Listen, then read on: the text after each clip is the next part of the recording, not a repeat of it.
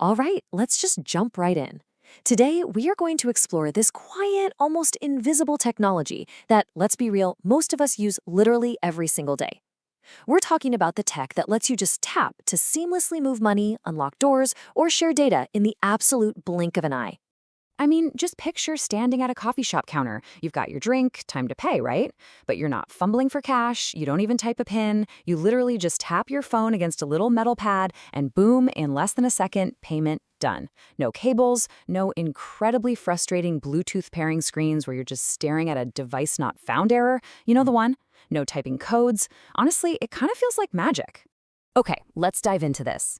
How does this invisible magic actually work? Well, here's the secret. It's not magic at all. It's NFC, which stands for Near Field Communication. And the history behind how this invisible trick pulls it off, it is absolutely fascinating.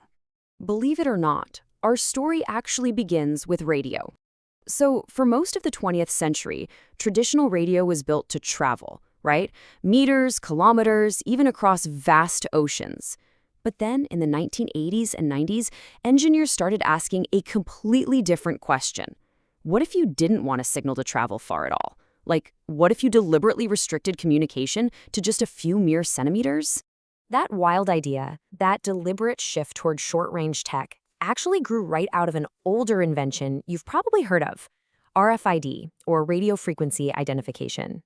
At its core, RFID is this tech where a tiny little chip responds to a nearby reader. And get this, it doesn't even need its own battery. It proved to the world that two devices could totally exchange information wirelessly using nothing but a super weak radio signal and a tiny loop of wire acting as an antenna. And early on, this was a massive game changer for large-scale operations. Warehouses used it heavily to track huge pallets of inventory. Farmers used it to tag and monitor their livestock. Even highway toll booths use it to charge cars just zooming past. But there was a pretty major catch. It was almost entirely one-directional. A reader asked a question and a tag answered. That's it. It couldn't easily let two active devices actually talk back and forth. So engineers realized, okay, we need a much more flexible system. Let's move along and see how this builds, because how exactly did industrial tracking tech shrink down and end up inside your phone? Well, in the early 2000s, two massive electronics companies, Philips and Sony, did something kind of rare. Rather than competing with totally separate systems, they decided to combine their research.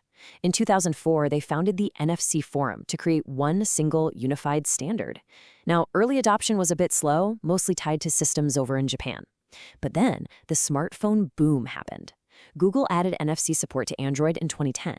And then in 2014, Apple, who is usually super cautious about adopting new wireless standards, added NFC specifically to launch Apple Pay. Almost overnight, hundreds of millions of phones worldwide were suddenly NFC capable. Now, what's really interesting about this is that while NFC was built on the exact same basic physics as RFID, it fundamentally changed the game. Like we said, RFID acts strictly as a one-directional tag, but NFC allows for true two-way communication. These devices can operate in multiple modes. They can act as a card, they can act as a reader, and, crucially, two NFC devices can talk directly to each other. For the very first time, two active devices, like our smartphones, could literally shake hands just by touching. So we know the history, right? And we know what it does, but how does NFC actually work on a physical level? Like, what is going on inside those tiny little chips? Well, the answer to that actually begins with magnetism.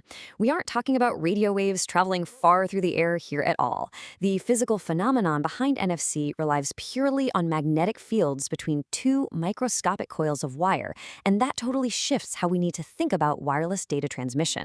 And this brilliantly illustrates what we call the invisible handshake. When you tap your phone, this sequence happens in 3 rapid-fire steps. First, the initiator device, so think of the payment terminal, generates a weak alternating magnetic field using its own internal coil. Second, the target device, your phone, enters that field, which instantly induces a small electrical current in its coil. And third, data is immediately exchanged via these microscopic changes in the magnetic field itself. And the craziest part? All of this happens in just a fraction of a second. Now, if you're sitting there wondering why inducing an electrical current between two coils sounds so familiar, it's because it's literally the exact same principle as wireless chargers. Honestly, the only real difference is that instead of carrying enough power to charge up a massive phone battery, these tiny coils are precisely calibrated to just carry data. Which brings us to something I find truly amazing: batteryless tags. Because of how this magnetic induction works, a lot of simple NFC tags out in the wild, like the ones you see on museum exhibits or smart posters, they don't even have their own battery. The energy drawn directly from your phone's magnetic field is actually enough to briefly power the chip inside the tag. It wakes up, sends back a quick burst of information like a website link, and goes back to sleep. It is essentially pulling its power right out of thin air. Absolutely wild. But, and this is a big but, for this incredible exchange to actually work, the two devices have to be extremely close. We are talking typically within just 4 centimeters. Beyond that tiny, highly specific distance, the magnetic field becomes way too weak to induce any kind of usable current. So the crucial point here is that this short range is absolutely not a limitation. It's actually the entire point. Because NFC only works at such ridiculously close distances, it provides this built-in, natural physical security. I mean, it is incredibly difficult for someone to maliciously intercept your signal from across a room. You literally have to deliberately bring the two devices together. Which, when you think about it, is exactly why banks, transit networks, and high-level security systems trust it to generate unique, encrypted codes for their most sensitive tasks. And once that secure, ultra-close connection is established, the devices use a shared protocol to talk to each other. They are essentially encoding messages as tiny changes in the magnetic field itself. So you can sort of think of it like a microscopic telegraph, right? Just tapping out information between the two coils. But instead of happening over long physical wires stretching across continents, this telegraph operates totally wirelessly and in mere microseconds. And to make absolutely sure this works perfectly, no matter where you travel in the world, the whole thing is completely standardized. Today, NFC operates on one single global radio frequency, 13.56 megahertz. That one exact frequency is shared by billions of devices worldwide just to facilitate this precise, invisible handshake. Which brings us right back to the sheer scale of everyday NFC magic in our lives.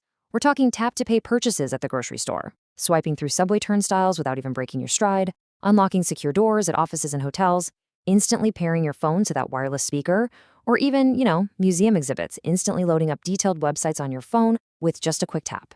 From RFID's early tracking tags to that joint research by Philips and Sony, this tech has quietly but completely transformed how billions of us travel, pay, and connect every single day. It really is a remarkable journey of engineering.